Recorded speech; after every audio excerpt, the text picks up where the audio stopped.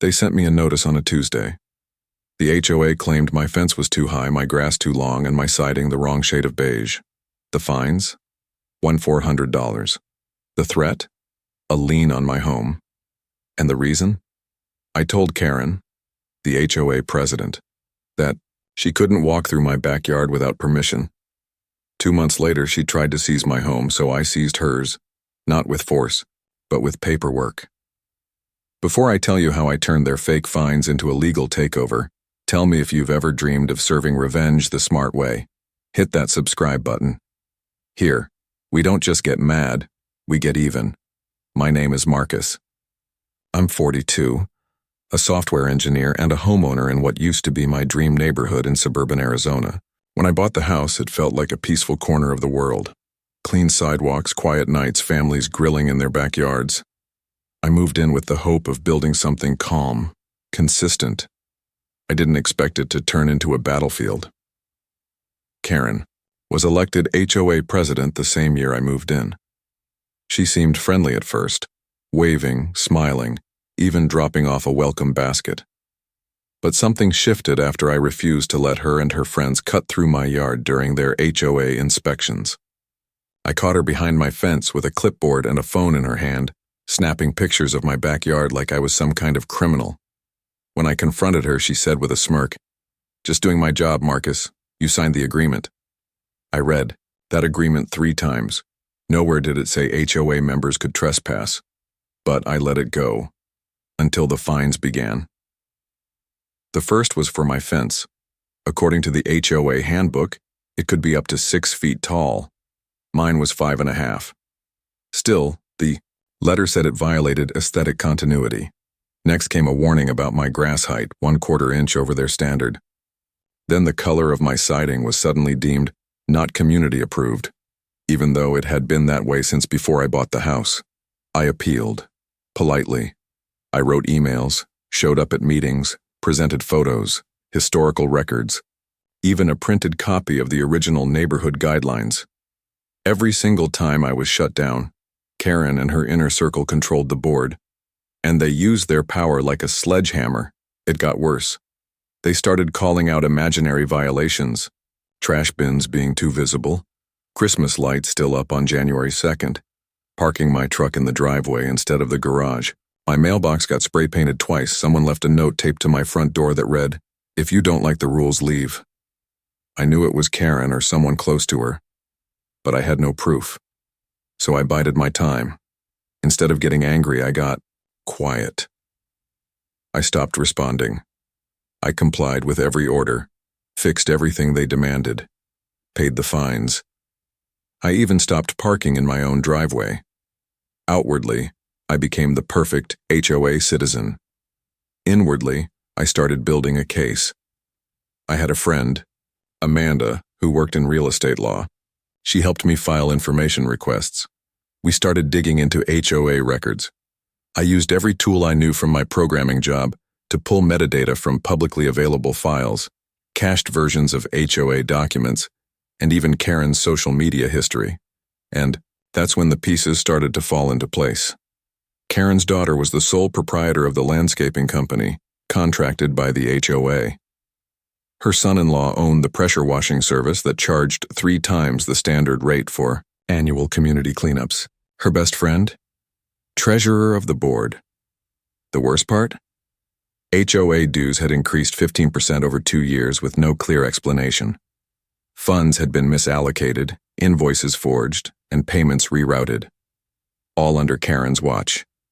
I compiled a folder. Over 80 pages of evidence, transaction records, time-stamped emails, false violation photos, and fake contractor bills. But I still needed a plan. I wasn't going to confront her, not directly. I wanted her to destroy herself with her own arrogance.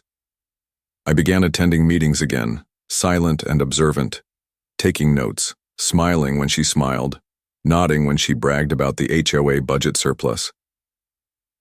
Then came the day I knew I had her. Karen pushed through a motion to place a lien on my property for chronic non-compliance. She stood in front of the room and said, "We have to maintain the integrity of our community. If Marcus can't follow the rules, He shouldn't be here. I said nothing. I just smiled, because what Karen didn't know was that earlier that week, I filed a formal complaint with the Arizona State HOA Oversight Committee. I submitted every document, every transaction, every voice memo from meetings, even anonymous testimonies from other homeowners too scared to speak up. And that same morning, before the HOA meeting, I filed to purchase a vacant office space downtown, the same building Karen's husband's mortgage company rented from. I wasn't just planning to expose her. I was planning to buy the ground she stood on. When the letter came from the state, Karen's world began to crumble. The investigation had officially started, but I wasn't finished yet, not even close. That was just the beginning, because I wasn't going to destroy her reputation. I was going to legally dismantle her entire empire, and by the time she realized it, I would own more than just my home. I'd own hers too. The first ripple hit a week later. Karen sent out her usual monthly HOA bulletin, but this time a printed statement was included at the bottom, mandated by the state, that the board was under preliminary review for potential misconduct. Her sunny introduction about neighborhood unity and pride sat directly above a bold font legal notice about an active investigation. It was subtle to the average reader, but for those who knew, it was seismic. At the next HOA meeting, the attendance doubled. Residents who hadn't shown up in years were there, whispering, watching. I didn't speak. I sat in the back with a notepad, nodding politely as Karen tried to keep order, but she wasn't the same. Her voice had a nervous edge. She stumbled over budget figures, and she kept looking toward the back of the room, at me. That week, I filed a civil lawsuit against the HOA for harassment, falsified documentation, and damages to personal property.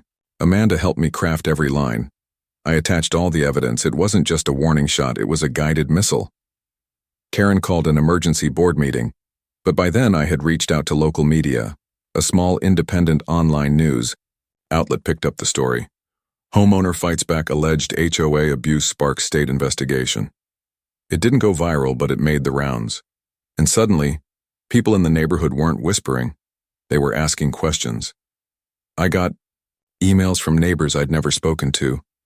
Stories about random finds, bizarre late-night visits, cameras installed without permission. One woman named Rhonda told me Karen had fined her $300 for disruptive wind chimes. I compiled all their stories, organized them into folders. I was no longer acting alone. I was leading a quiet movement. Meanwhile, I received notice from the commercial property I'd purchased downtown. Karen's husband's mortgage office had missed 2 rent payments. The landlord had retired and never followed up. With my new ownership in place, I had legal grounds to begin eviction, but I wasn't interested in kicking them out yet. I wanted them to sweat. I drafted a formal notice of lease violation and sent it directly to Karen's home, certified mail. The same method they used when fining me. Amanda laughed when I told her. You're becoming the HOA of her life. Karen tried to retaliate. She filed a motion to have me barred from attending HOA meetings due to threatening behavior. But the board, now shaken and divided, didn't have the votes. One of her own allies abstained. Another quietly resigned. The cracks were forming. 2 months into the investigation, the state board issued a formal audit. Karen had to turn over financial records dating back 3 years. That meant exposing every check, every contractor, every budget discrepancy she'd ever hidden. One of those contractors, her cousin's cleaning company, was paid $28,000 over 2 years for monthly common area sanitation. They didn't even own a mop. The address on the invoice traced back to a P.O. box. I submitted this to the audit team with photographic proof. By then, Karen stopped waving when she drove by. Her morning walks stopped altogether.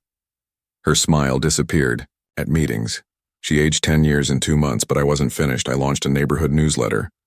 Just a simple PDF emailed anonymously called HOA Truth Watch. It listed facts, all publicly available, just highlighted. I never used Karen's name. I never accused. I just presented quotes from the HOA handbook beside photos of violations. It caught fire. Neighbors began forwarding it, printing it, bringing it to meetings. One copy even ended up taped to the HOA office door. Karen lost control of the room. During one meeting, a resident stood up and said, "If Marcus is dangerous, why do you keep fining him instead of calling the police?" No one had an answer. That same week, I sent Karen a gift, a lawn flamingo with a tiny laminated sign that read, "Aesthetic violation, shirt 63. She didn't laugh. I was close. But I needed the final blow, the one that couldn't be reversed. So I dug deeper, into the tax records, into her family trust, into the bylaws she had used like a weapon, and what I found changed everything. Karen's house wasn't just her home, it was collateral, literally. A decade ago, her husband had taken out a sizable business loan using the property as partial backing. The mortgage was still active, and that loan, it was tied to the very office space I now owned, which meant if he defaulted on payments, it could trigger a cascade of penalties, starting with foreclosure proceedings. I sat with Amanda for hours, running the numbers, verifying the chain of ownership.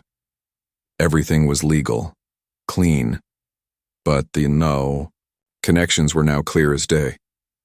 If I pulled the right thread, the whole web would unravel, publicly. But that wasn't the masterstroke.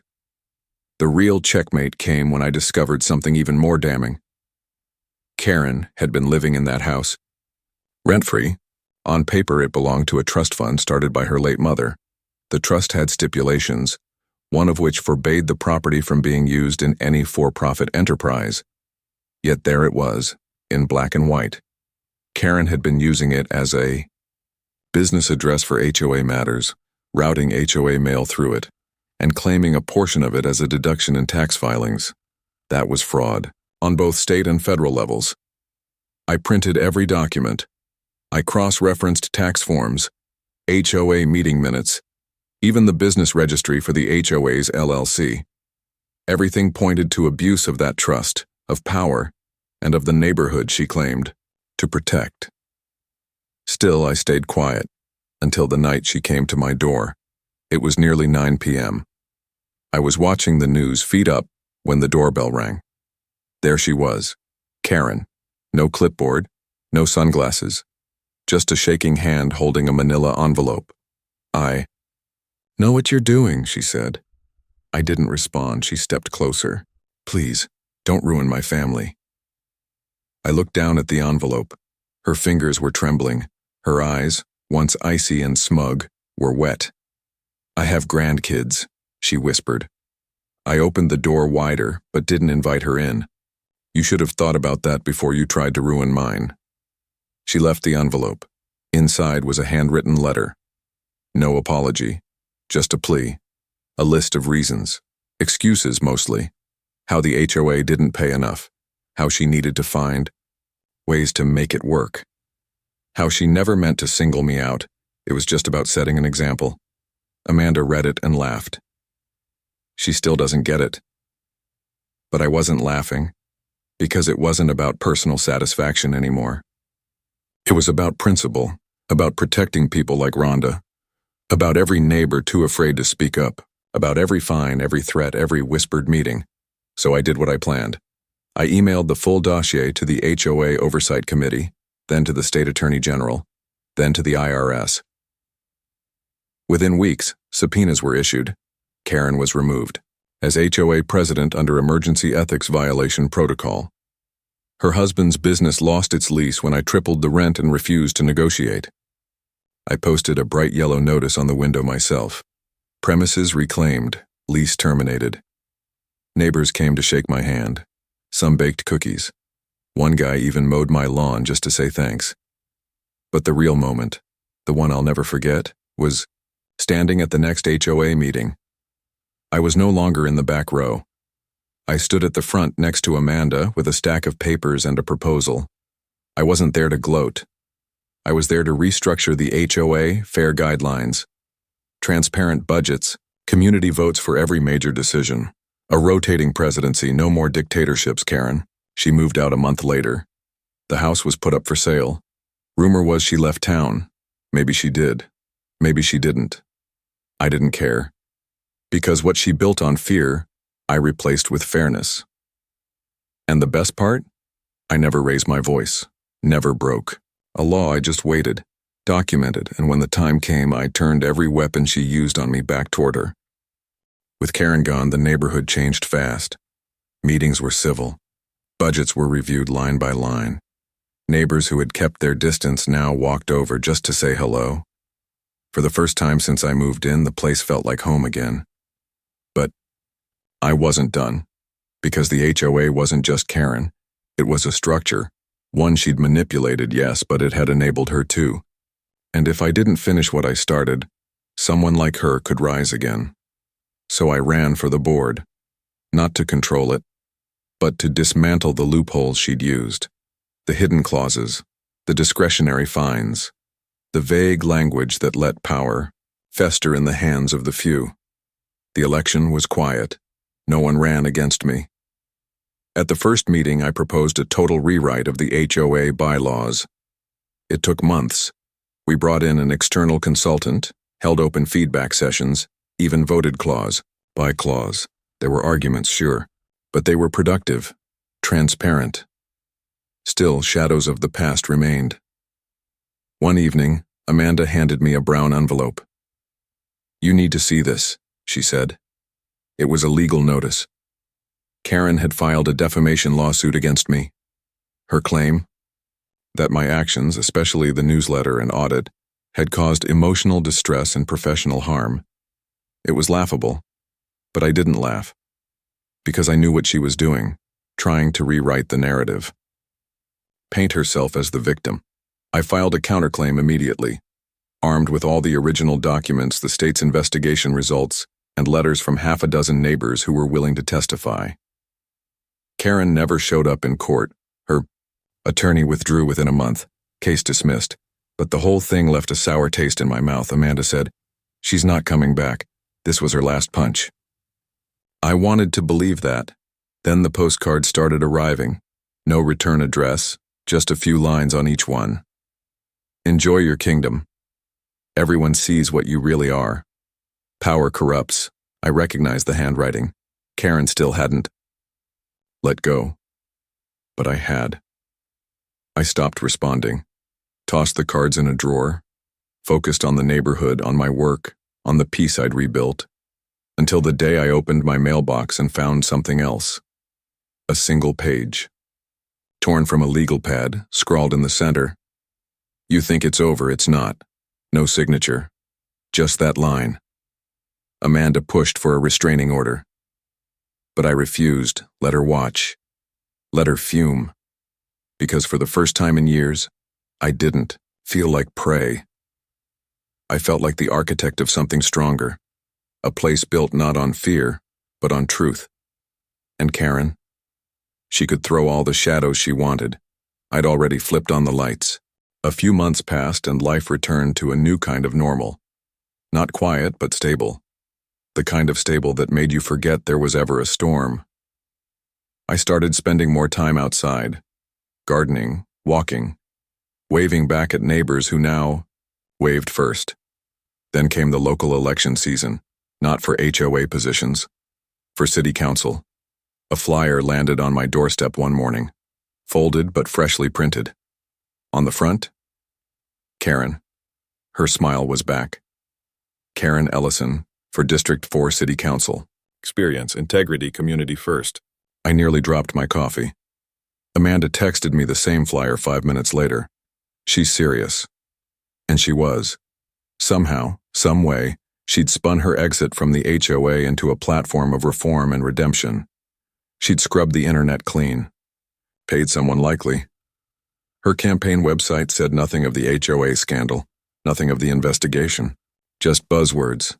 Transparency, neighborhood strength, family values, and people were buying it. I went to her first town hall. Not to confront her, just to observe.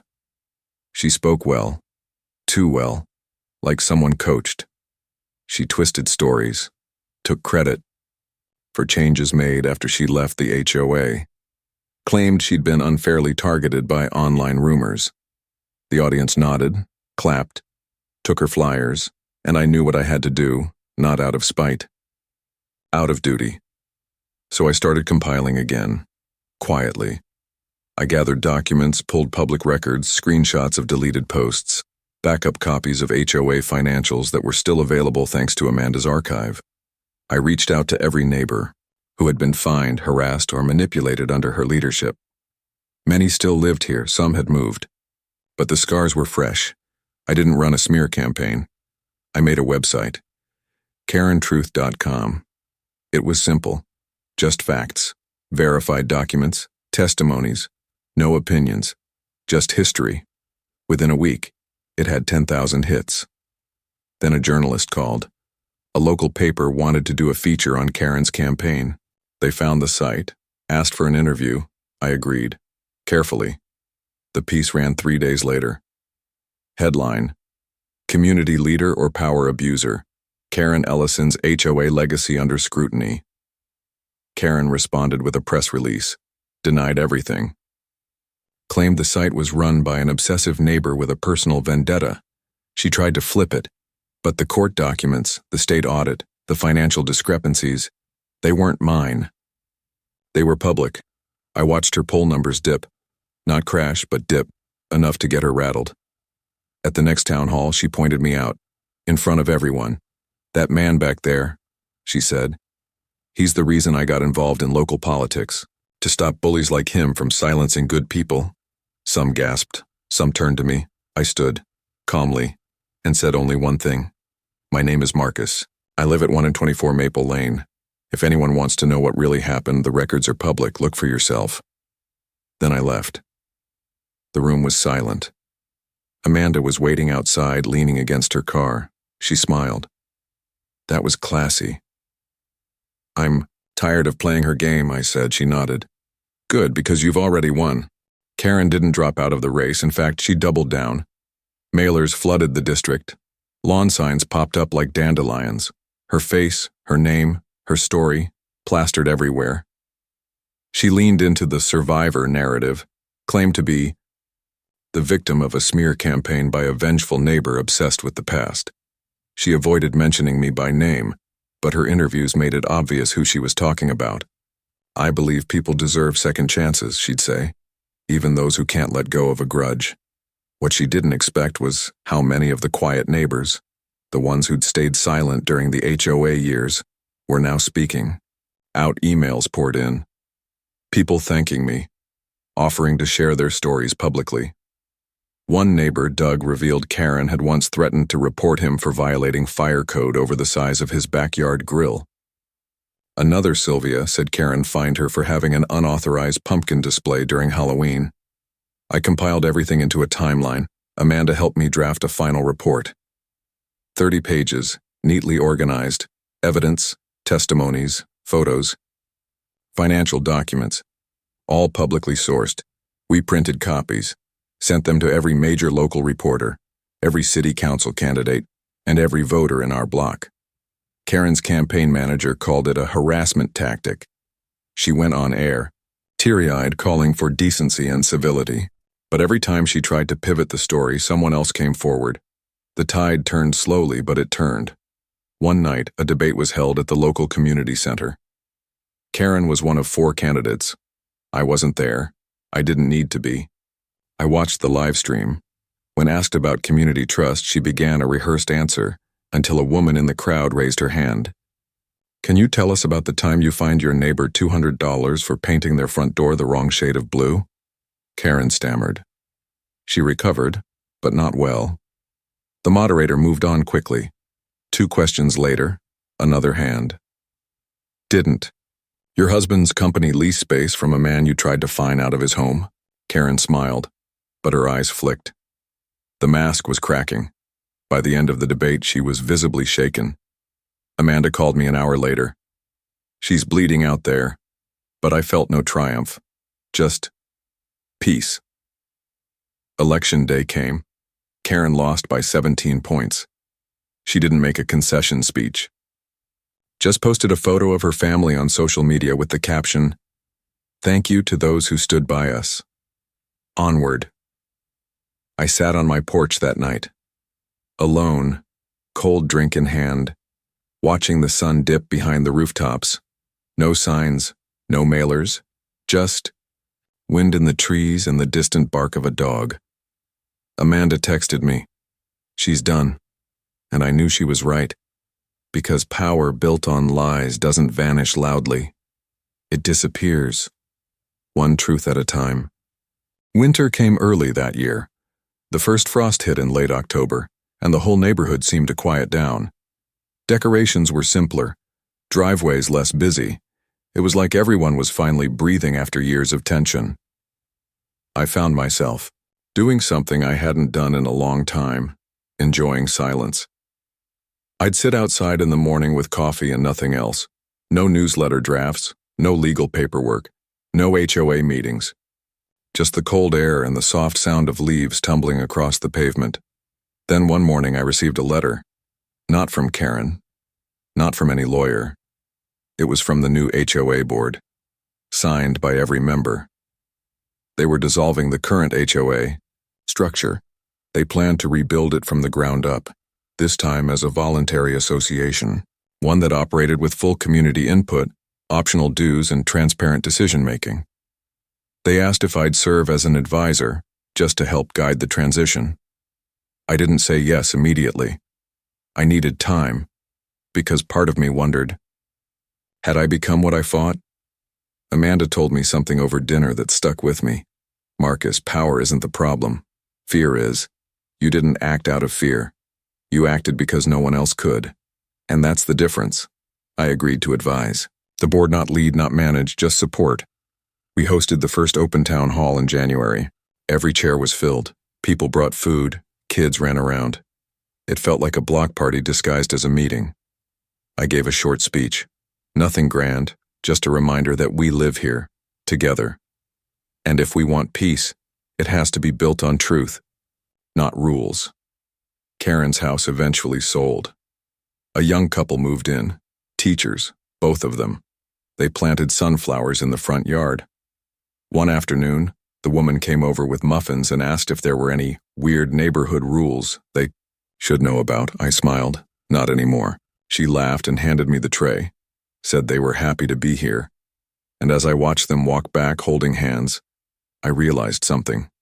All that fighting, all that paperwork, all those nights staring at emails and bylaws. It was worth it. Because it gave someone else a fresh start, not in the shadow of power, but in the light of fairness. And in that moment, I didn't feel like the guy who fought Karen. I felt like a neighbor. And finally, that was enough. Spring brought renewal. Gardens bloomed early. Laughter returned to the sidewalks, and even the neighborhood dog seemed more relaxed. It was the kind of peace people think only exists in movies or retirement communities. But here it was. Ours.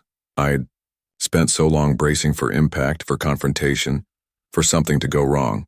But week after week passed and nothing did. Then out of nowhere, Amanda called with a strange tone in her voice. "There's a property listing you need to see," she said. It was Karen's old home. Again. But this time, the listing showed. It had changed hands twice in just 3 months. The couple who'd bought it from Karen had suddenly sold it. No upgrades, no renovation, no profit. Just a fast exit. That didn't make sense. I stopped by the place the next day. The sunflowers were gone, replaced with gravel. The mailbox dented. Porch light broken. The new owner wasn't home, but a contractor working on the roof recognized me. "You live here, right?" he asked. "Yeah, this place was messed up inside. Mold in the basement, weird wiring, cameras in the attic, whole vibes off." Cameras in the attic? I thanked him and left. That night I couldn't sleep. I kept thinking about Karen, the way she watched everything, her obsession with control. The cameras weren't a surprise, but they were a problem. Because if she had cameras in her house, what else had she wired? The next morning, I checked my own home, top to bottom. Amanda came over to help. We didn't find anything unusual, but I couldn't shake the feeling. Not just paranoia, instinct. I called in a specialist, someone Amanda trusted. He did a sweep. Nothing. But a week later, while clearing out old files on my computer, I noticed something strange. A hidden folder. Time-stamped logs. Images. from my own security system, except some of them I'd never seen. Images from angles my system didn't use. Someone had tapped into it. Amanda and I spent the next 48 hours securing everything. New hardware, firewalls. We filed a report with cybercrime, but without evidence of Karen's involvement, there wasn't much to go on. Still, I felt her fingerprints. Even in absence, Karen had found a way to haunt the peace. But this time I didn't react with fury or fear. I documented everything, logged it, backed it up, reported it, just like before. And then I let it go. Because the biggest revenge wasn't legal or public or dramatic. It was this. I was still standing, still calm, still here, and she wasn't. By summer, the neighborhood was finally what I'd always hoped for. Free. Free of paranoia, politics, and petty power grabs. Free of the echo of Karen's voice hiding behind every policy. And as the heat rolled in, so did something unexpected. Quiet joy. I started volunteering with a local community garden project, just a few blocks over, in a part of town Karen would have scoffed at. Amanda joined too. It gave us purpose. Outside of reaction, outside of defense. We weren't rebuilding from trauma anymore. We were just building.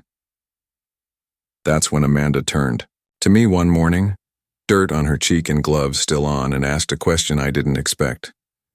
You ever think about leaving? I looked up from the soil. Leaving where? Here, she said. The neighborhood, Arizona. This whole past, I thought about it more than I expected to. We had fought so hard to reclaim peace. But peace doesn't always mean staying. Sometimes it means letting go. I don't know, I finally said. Maybe. Someday. We didn't talk about it again. But the seed was planted. Later that week, I got a letter. No return address. The handwriting was familiar, and this time unmistakable. Karen. I almost didn't open it, but curiosity, or maybe closure, got the better of me. The letter was short. Marcus, you win. I'm done. Enjoy your perfect neighborhood. Just remember, it doesn't last. People always ruin things eventually. No signature. Just that. I sat with it for a long time. Let the words sink in. They weren't angry. They were tired, bitter, hollow. Amanda read it and shrugged. She still thinks this is about winning. But to me, it wasn't. Not anymore. It was about healing what she broke. I burned the letter in the fire pit that night, watched it curl and vanish into smoke. Because there's a difference between destroying someone and refusing to be destroyed by them. And I chose the latter. A year passed. The garden project expanded. Amanda and I helped build a greenhouse. We started mentoring local teens in sustainability. Kids who'd never touched a tomato plant were now asking about compost and irrigation. It felt good, honest. My house became less of a fortress and more of a home. I hosted a few neighborhood dinners, something I swore I'd never do when I first moved in. People brought pie, old family recipes, lawn chairs. It wasn't perfect, but it was real. One evening, I found Amanda on my porch. She held 2 tickets, in her hand, one-way flights to Oregon. It's time, she said. And I knew exactly what she meant. Not to run, to begin. We sold our homes. Quietly, no big announcements. Just transition. The new owners of my place?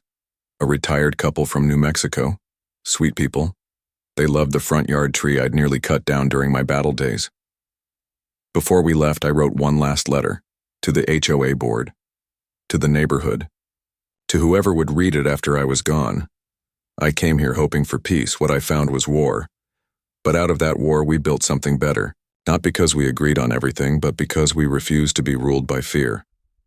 If you're reading this, remember, power doesn't corrupt. People do. Keep each other honest. Keep each other kind. Amanda cried when I read it to her. She said it sounded like a goodbye. I said it wasn't. It was just a page turning. As the plane took off, I looked down at the grid of rooftops, the cul-de-sacs and sidewalks. Somewhere in there was Karen's old house. My old house. A place that almost broke me. But it didn't. And that was the story I was taking with me. Not the battle. The survival. The rebuild. The truth that even when someone tries to take everything, from you, your home, your name, your peace, there's always a way forward, even if you have to build it brick by brick. So here's my question to you, whoever you are, wherever you're listening. If someone tried to take your home, your pride, your place in the world, would you fight back? Or would you build something stronger in its place?